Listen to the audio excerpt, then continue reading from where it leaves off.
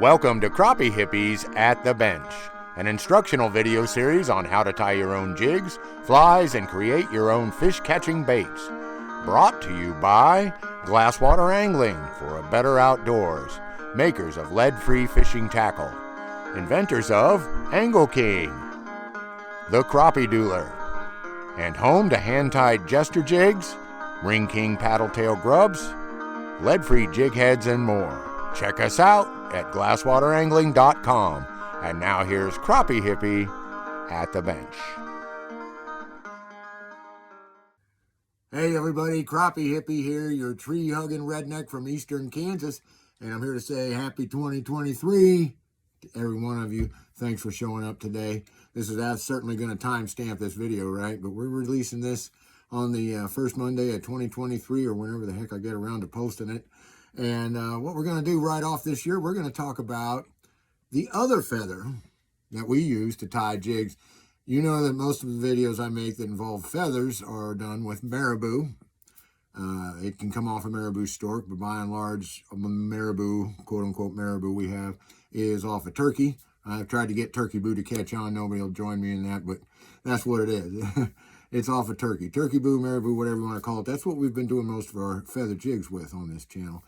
There's another feather, though, and it's a good feather, and it's a fun feather, and we've dallied with it a little bit, but it's called Hackle, and we've made bugger jigs where we've wrapped some hackle. That's called palmering or hackle wrapping. We've done some collars, you know, on the mop jigs. Same technique, just done around once or twice or however many.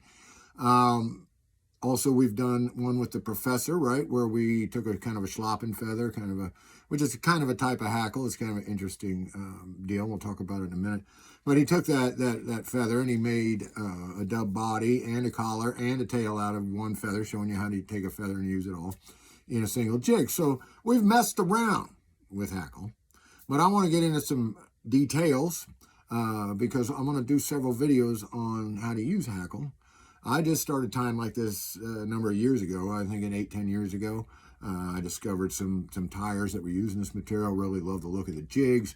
I love the way they swim in the water. And of course, you know, I'm just curious, man. I want to, you know, I see something cool like that. I want to get into it too. All right, so what is hackle? What is the deal with hackle? Well, it's off a chicken. It's different than the turkey. It comes off a different bird. And it comes off a certain part of the chicken. Now, here is a hackle. This is what is known as a hen neck hackle. And what makes it a hackle is it's got these stiffer spikes, or barbs is what these little individual parts of a feather are called. And then, of course, this central thing that I often call a stem, right, is technically called a quill. And then down here, this fluff is down, which we all kind of know what down is if you're lucky enough to have a down comforter or a goose down sleeping bag or a down pillow. Well, not only is this found, you know, this is a feather that's found right up next to the bird to keep it warm, and there's a little bit of down on the base of a hackle. Now, we can use all of this stuff when we go to make the hackle, and I talk about that in the other videos. But anyway, that's your basic, that's a hackle. Now, it gets more complicated than that. You got your hen hackles, which tend to be softer, and you got your rooster hackles, which tend to be stiffer, and those are the ones that can run into the high dollar range because those are the ones that the serious dry fly anglers, the serious dry fly tires, those are the ones they got to have. And also, they love to work with natural colors. So we've got these chickens being bred to have this blue dun color, or even a common chicken like a Plymouth Rock. You know, they've bred those until they have real fine, grizzled patterns on them, and the neck hackle comes out with almost no webbing. See, what makes a hackle stiff or not is the amount. See how this little coloration here in the middle, where it gets, you know, less translucent? That's called webbing. And a hen hackle will have a lot of webbing. A hen hackle is soft. It's going to absorb water. It's going to have great action in the water.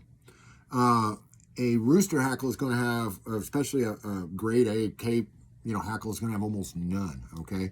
But we don't need that dry fly hackle. I mean, those capes, especially in high graded, off a high grade of, you know, with almost no webbing and certain colors like blue dun and so forth, those things can run between $100 and $200 a piece, depending on how nice they are, how big they are, and so on.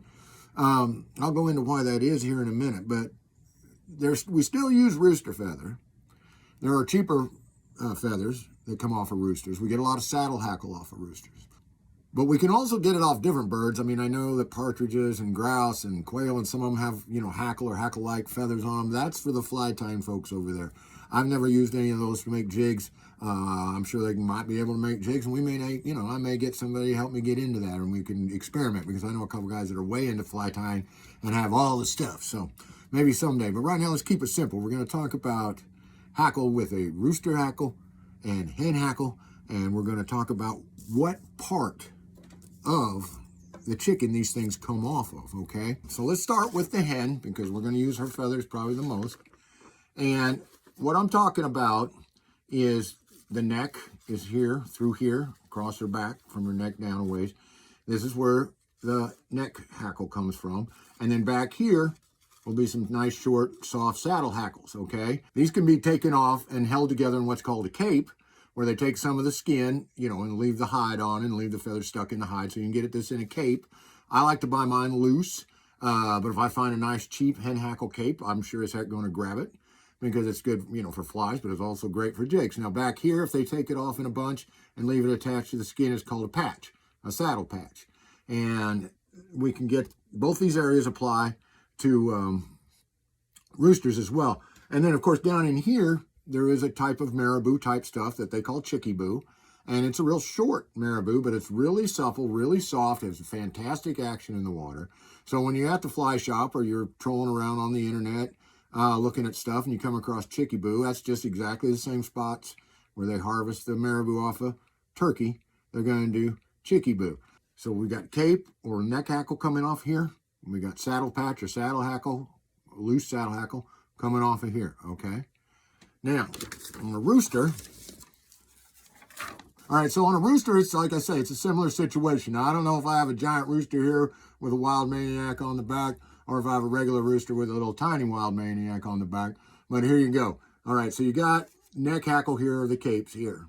You got the saddle hackle in here, and then you're going to have these bigger, longer feathers coming out here, and that's called slopping. Now, all three of these can be used, but I want to tell you something right now. What the difference is, like why is rooster more expensive? Well, it's not always. Some rooster hackle comes off of cheaper birds from India or China. It doesn't have the big grade A quality, but it makes great saddle hackle. And remember, we're sharing these feathers with the fashion industry, okay? In fact, they buy way more than we do because they use it in big, big bunches, whereas we're just taking it and making, one jig at a time. So, but that's where you'll get some other, saddles, some rooster feathers in addition, that are very usable and very good and not quite as stiff because they have more webbing.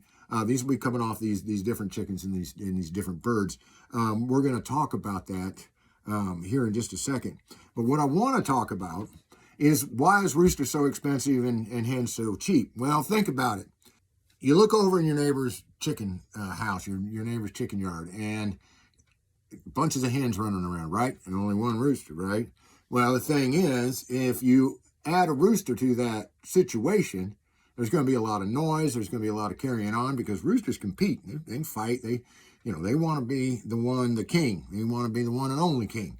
So if you're going to raise roosters for feathers, for fly tying, you got to have these little rooster pens all over your farm, just individual little rooster pens. And you got to run around and take care of each. You need equipment and fencing and wire and a house and everything for each one of them roosters. Okay, and not only that, but these are bred from generation. Even if they come from a common chicken like a Plymouth Rock, that's one thing. But there's, I think, one called a gray Acuna, and I'm probably not pronouncing that right, or a blue Acuna.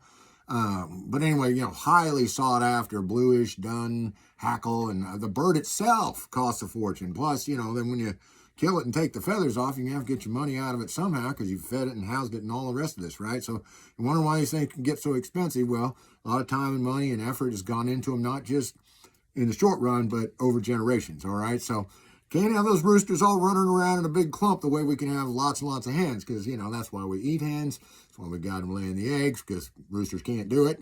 And they're better eating than roosters, because just like their feathers are softer, their meat is more tender and fatty and all that deliciousness. But anyway, so that's why we can get hen hackle really cheap.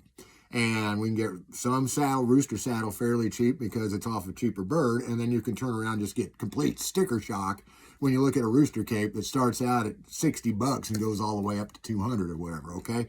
So that's that. We got hen hackle, we got rooster hackle, we got why hen is cheaper, we got why roosters can be more expensive, up to complete craziness. And we know what we need. We need the soft hackles off the hen. We can use the saddle hackle off a hen or a rooster, the cheaper saddle hackle. And that's what we're going to go ahead and tie with, and I'm going to show you a few examples of each coming right up. Okay, I'm going to kind of work in here about how to buy hackle, how we can obtain hackle. Don't always have to buy it. You know me, I love to, collect stuff off the road. I'll get it here, I'll get it there. And if you have a neighbor that has chickens, we can talk about that here in a minute. But let's look at some varieties, okay? We got, your white Cornish hen that's going to give you a nice white feather. And a lot of these hens are bred for feathers, so they have a more complete, a more neat, a more uniform cape. So even if it's a cheaper hen hackle, it could be bred to, have a more uniform cape and be more, good feathers per bird. But that doesn't mean you can't just use regular old chicken feathers. We're going to get to that. But, I'm looking at the barred rock. That's one that you've come across a lot in people's, chicken coops. The Rhode Island Red. What else I got written down here? The Golden Comet. The Leghorn, the white Leghorn, another one. The little Bantams. And stuff like that. And then you got kind of crazy ones that there's all different kinds, the Poland and some of these others. There's one called the Coq de Leon that has huge, long hackle feather on it and is bred to have all these different patterns. That one's out of, I think, the Pyrenees Mountains, between Spain and France. Anyway, all kinds of birds can be used. Now, what they're going to do is they're going to take whatever, and like in China, what they're going to do is they're going to take a hen and they're going to process it to eat, but they're going to also take the feathers and sell them to you. And what I got here is a 1/2 ounce of loose hen hackle. And this is what I tie the majority of my stuff with, all right? These things, I'm getting these from Nimrod's, all right? I'm getting these from Nimrod's. These are nice 1/2 ounce packages. I think he wants $4 or $5 for these is all. So this is a great, cheap material to use. Loose hen hackle. It's off the neck where it's not a cape. A cape would be all put together. But we got the loose neck hackle like this. So we got all these different varieties. And you're wondering, well, heck, what if, I can get a hold of a chicken? My neighbor has a chicken and they process it and I can get a hold of the skin. Will that hackle be any good? Well, some people say no, some people say yes, and some people say it depends. And I'm with the it depends. If it's not too tore up, okay, if the quill is not too brittle, if it hasn't been, if a chicken that's gotten hit by a hawk or a fox or something might be just too mauled and too screwed up to use, and so on. So what you ideally will do is just to take a couple off, look at them, say, okay, it looks pretty good. It looks like that. It's got nice webbing. It's got this. It makes the barbs will stand up on it. And you see this situation, it's got a nice strong, this seems real wimpy, but this quill is quite strong. And so if it doesn't just snap in your hands like that, then, it's a good bird. It's a younger bird or it's a good, well-fed bird.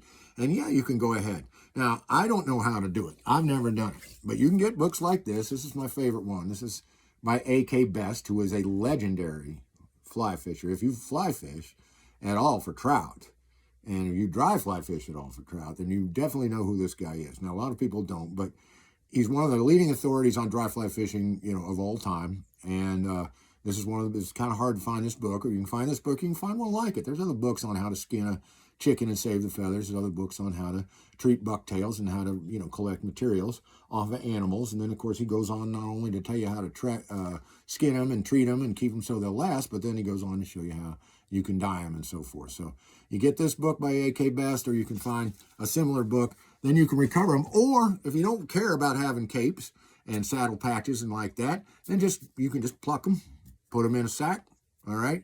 Let them dry out for a few days, maybe put them in the freezer in case if you're worried they have lice or something on them. And then you can put them away and then you'll have them forever. But, and then talking about, different things, here's a giant bag that Kathy got at some sale. And this is barred rock. This is off of barred rock chicken. And a lot of this is body feather. And body feather can be used, like this is body feather. This is body feather right here. And so what do they want this for? Well, they're going to make stuff with it. You know, you can make stuff with it. You can make fashion stuff with it, right? You know, we can take everything. I got another one here. And this is some saddle hackle put on a piece of tape. But, you know, this is done for the fashion. Now, I'm from near Kansas City. I live out in the countryside by Kansas City. But, you know, I'm for the Chiefs, baby. I'm for the Chiefs. I can make myself something, you know, out of one of these strings. Anyway, you look at this, but you look at how cool this looks, right? You know that that pattern, that natural pattern on there is going to be really good. Well, if I look through here, every now and then, I'll come, you know, where they harvest it up at the neck, and I'll come across a neck hackle. So I can use these body feathers, you know, and I can do things with them, but I can also sort through this and kind of find this. But I just mainly pulled this out so I could show you what barred rock looks like. Because this also can be dyed, and it is so cool when it's dyed. When this, imagine all this white gray area in here, but it's green, but it's chartreuse, but it's pink, when it's blue. You know, nah, you're getting excited. Orange, huh? Does that look just like a carp or something? Yeah, you tie, you know. So you can find this dyed in little packages too, the barred rock, and it is fabulous. It's outstanding. It's one of the coolest things you can tie with. Okay, so what else I got in my magic crunchy cello bag down in here is I got some slopping feathers. And slopping, see, is this soft, kind of funky feather off the rooster tail.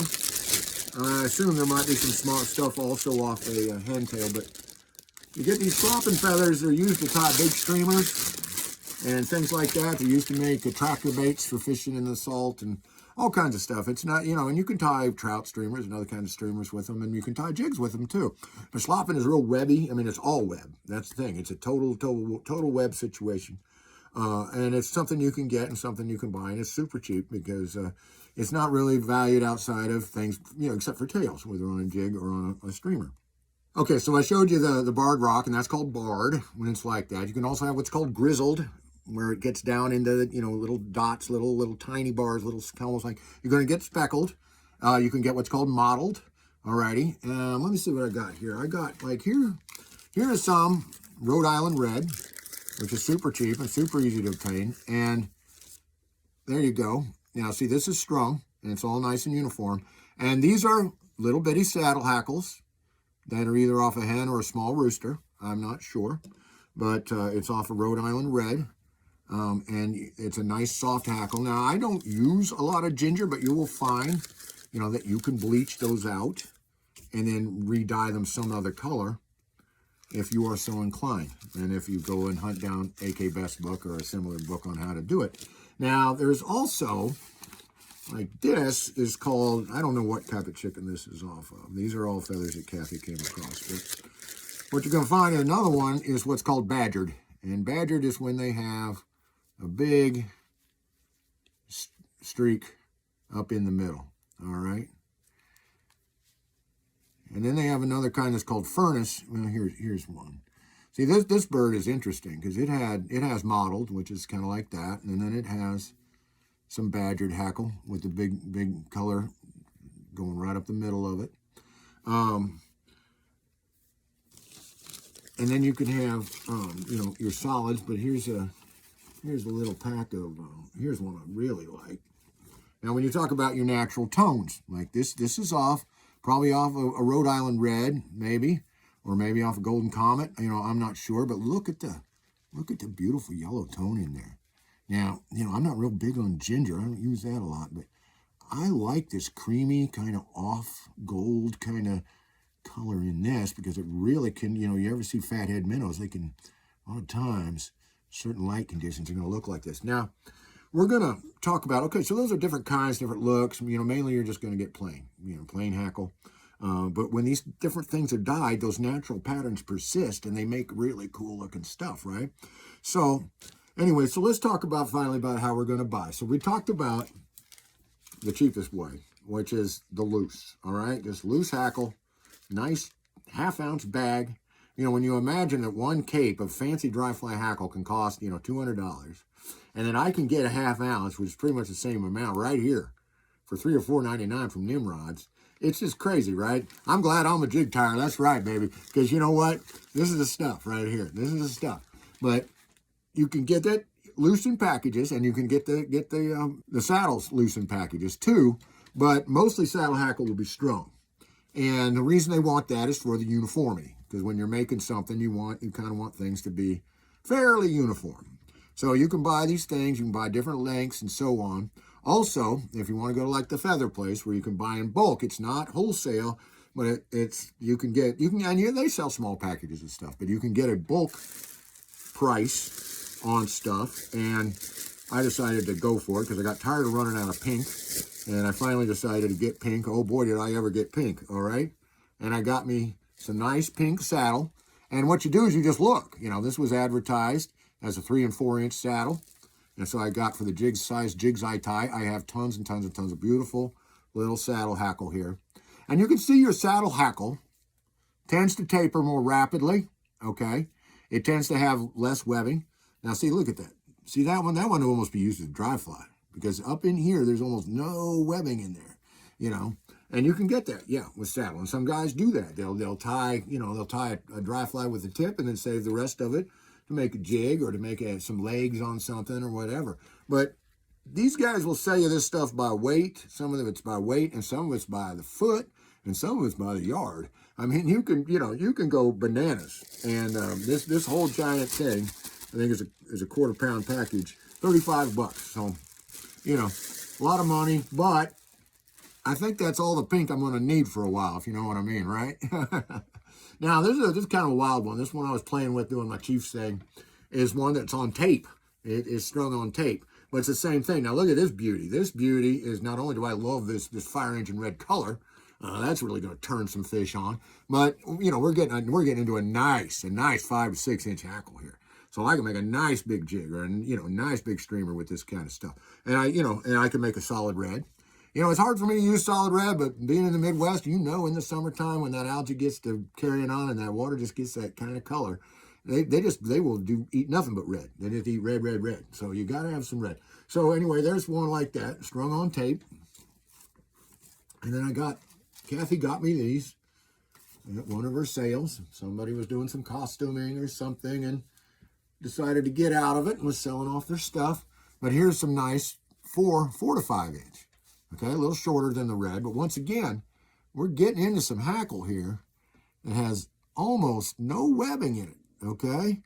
You can see how that is hardly, seeing that black line is running through there. It's not got much webbing in it at all. So this would be okay to use for dry flies. Now, why do I care about dry flies? I'm just saying. Some guys, especially when you make a bugger, I had a guy tell me, well, I like them best when the fiber stays stiff and stays standing out. He goes, after I fished it for a while, they kind of got soft. And I said, well, you want to tie the saddles then because you're going to get a stiffer fiber out of that. Personally, I don't care either way. Personally, I kind of like it when they sag and move around a little bit. But we all know sometimes fish like undulation, like in marabou, and they're going to like kind of the hackle has this kind of wavy motion. And then when we get into doing hair jigs, can undulate some, but mainly they're just kind of, that quiver because we know sometimes a fish is going nuts. Sometimes he's swimming along kind of happy. Sometimes he's just sitting there and you can barely see any movement. And somehow, just from their micro movements, they're able to move through the water. So we need all these fibers. No, you tell your partner, they have the audacity to ask you, do you need all that stuff?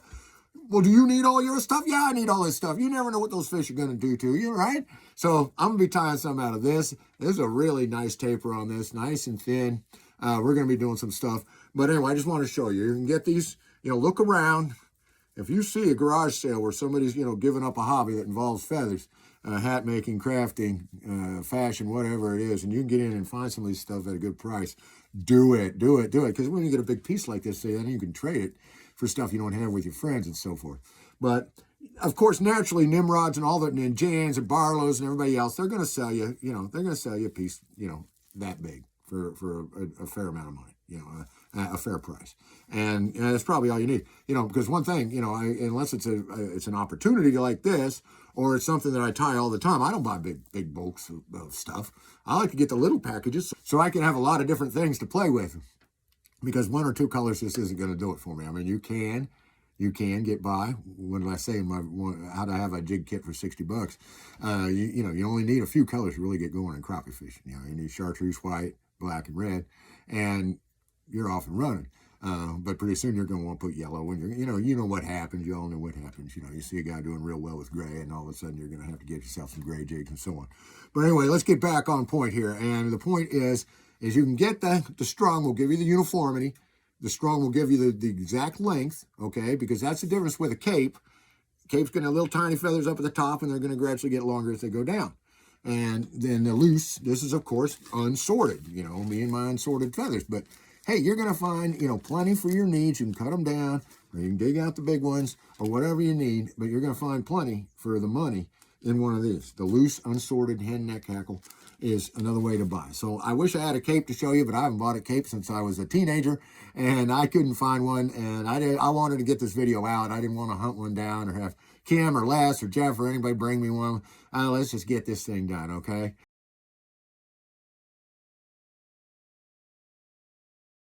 But anyway, that's how we do it. We buy it in the strung. We can buy it in the loose. We can get saddle hackle. We can get neck or cape hackle. We can buy it as a patch. We can buy it as a cape. We can do whatever. But mainly, get some, get it together, or at least find where you can get some, because we're going to show you how to use it.